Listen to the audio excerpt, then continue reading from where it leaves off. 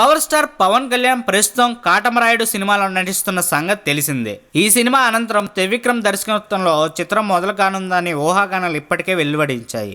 ఆ కాంబినేషన్ పై మరిన్ని వివరాలు మీకోసం. జల్సా, అత్తారింటికి దారేది సినిమాల విజయాల తర్వాత వస్తున్న కాంబినేషన్ కావడంతో అంచనాలు పెరుగుతున్నాయి. సమాచారం ప్రకారం ఈసారి పొలిటికల్ థ్రిల్లర్ తో వస్తున్నారు power star and Trivikram. Pawan కి రాజకీయ పరంగా కూడా ఈ క్యారెక్టర్ సపోర్ట్ చేయనున్నట్టు అందరి ఉద్దేశం. ఏకదాటిని షూటింగ్ పూర్తి చేసి ఆగస్టు 11న ఈ చిత్రం విడుదల చేస్తామని చిత్ర బృందం తెలిపింది.